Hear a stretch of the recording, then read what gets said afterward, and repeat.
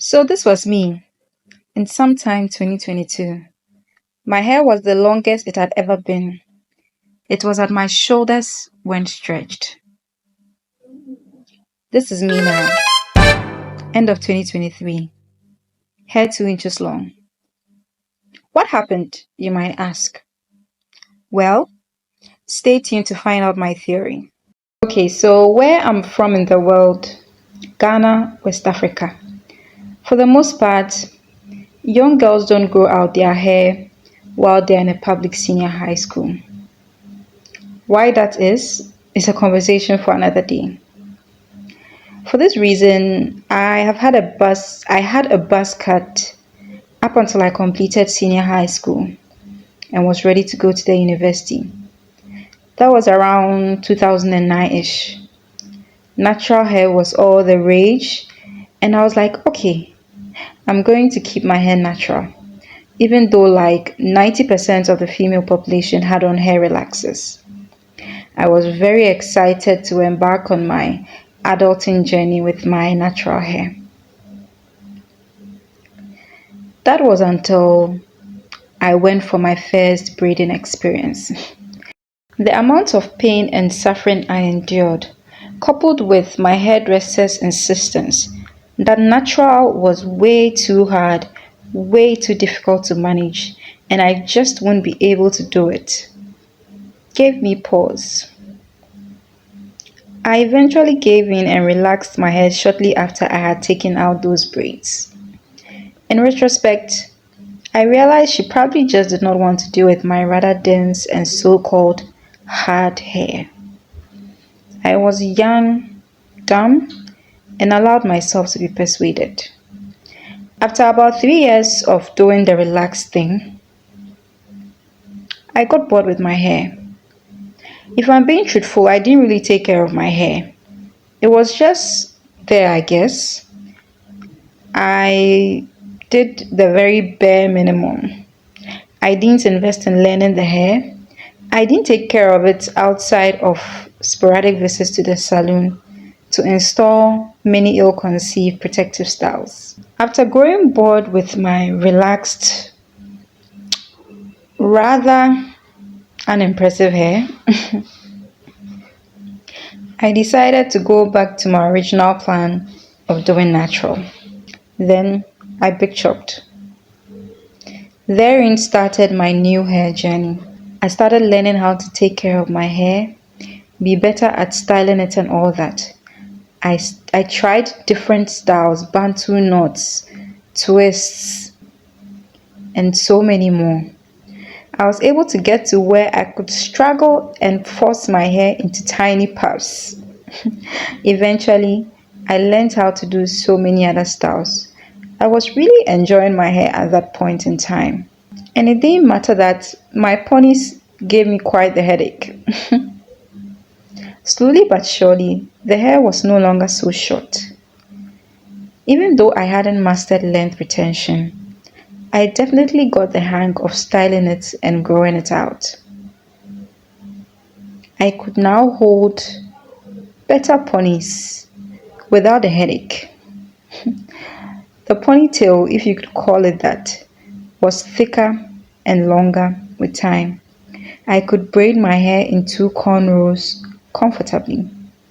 When I did regular cornrows, my hair began to touch the very end of my neck, where the neck connects to the shoulders.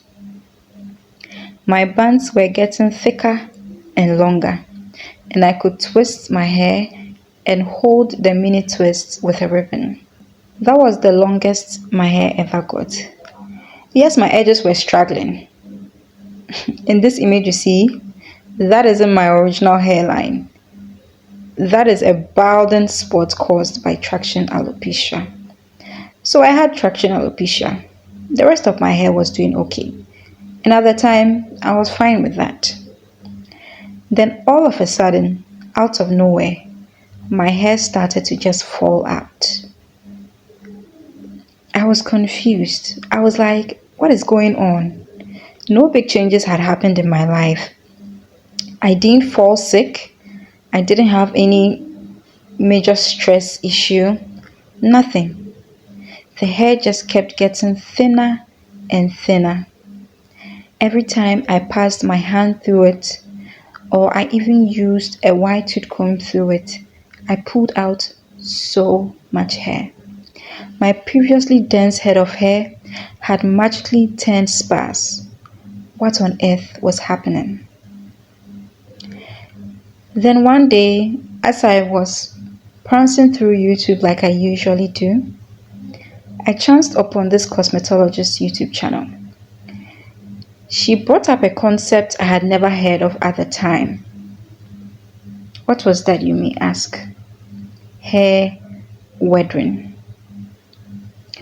The cosmetologist explained how those DIY treatments, putting literal food and kitchen ingredients in our hair, actually weakens your hair over time and leads to its thinning and breaking off eventually. She gave an example of how back in the day people could use heat in their hair and be perfectly fine. But now, with all these DIY fads, heat damage was running rampant. While many were blaming the heat for their damage, could it be that the heat simply exposed the sorry state of one's hair's health? It also didn't help that most of the girlies I had been following and learning all these DIY concoctions from were also going through it with heat damage, breakage, hair thinning, and so on. I know for me personally, I certainly used to make a joke out of how what I eat, my hair also eats. Putting raw egg, mayonnaise, not hair mayonnaise, but actual food mayonnaise, onion juice, and all sorts of other stuff in my hair. Could there be some truth to what this lady is saying? Did I play myself with all this? Her argument at the time kind of made sense to me. Hair weathering is the deterioration of the hair shaft from root to tip due to cosmetic and environmental factors. In weathered hair, structural damage to the hair fiber causes the cuticle to become raised and porous, exposing the cortex to further damage. A decrease in hair shine, elasticity, and strength is observed, with ultimate hair breakage. I certainly felt the symptoms of thinning, breakage, change in texture, frizziness caused by my hair cuticle being perpetually raised. My hair became so thin. When I held it up, you could see light through it, which before was not the case. Every time I comb my hair, clunks of hair would be in my comb, and it wasn't coming from my scalp. So I knew it wasn't any kind of autoimmune illness or anything like that. While most of my hair had drastically thinned, the roots, about 2 inches, the new growth, retained my original density, indicating to me that the issue was with the old hair, the hair that was already existing on my scalp. After this realization, I became afraid that existing hair would soon affect my new growth. So, on a whim, I went to a barbering shop and cut it all off. The dude was so worried for me. He'll cut some and be like, "Is it okay? Is it okay?" And I'll be like, "No, cut some more."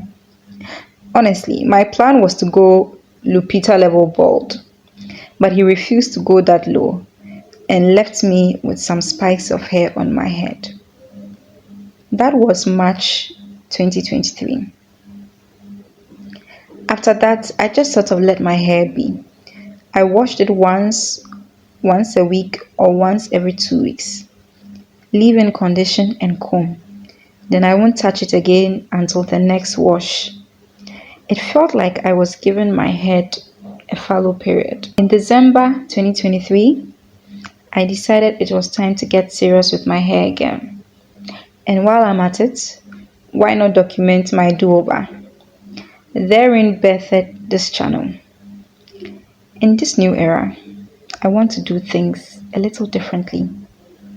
What did that one scientist say? The definition of madness is doing the same thing over and over again and expecting different results. I've decided in my new era, no more DIYs, for the most part anyway. No more edibles in my hair. I will be using professional products only. The only DIYs I have committed to using are my scalp spritz, which is rose water with a bit of peppermint oil in it that I use spritz on my scalp before I massage it. And also my DIY hot oil treatment I've made. Everything there, however, is not edible, so that's still on code with my no edibles in my hair. Don't get me wrong, I'm not trying to turn into some sort of product junkie or anything like that. I'm just going to use professional products moving forward, and I'm going to be very minimalistic about it. Just the basics. I will be trying this over the next year or two to see what results I will get. If you're interested in seeing how this goes for me, stick around and let's see together. I too am curious to find out. Bye.